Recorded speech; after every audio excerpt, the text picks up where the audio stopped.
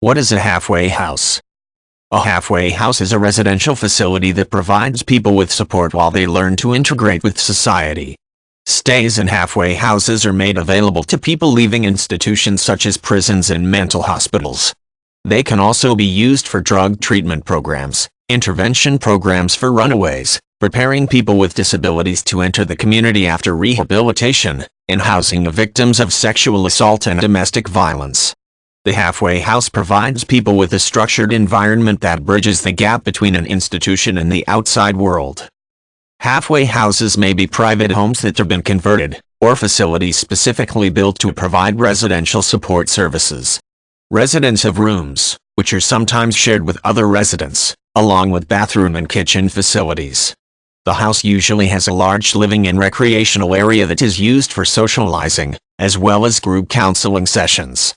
Sometimes the surrounding community resists the establishment of a halfway house because of fears about property values or crime, although a well-run facility should not pose a threat to the community. The schedule at a halfway house can vary. Some facilities have very rigorously structured days, with the residents attending meetings, receiving therapy, and being given access to vocational counseling and training.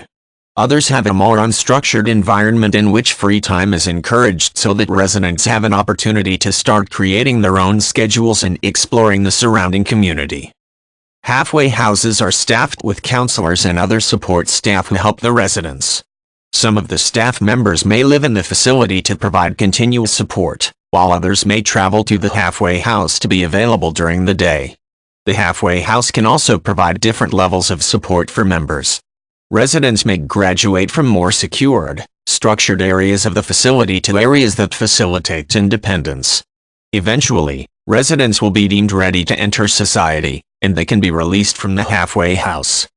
People may voluntarily enter a halfway house because they do not feel ready for the outside world. In other cases, a stay may be required as part of the terms of probation or a treatment program.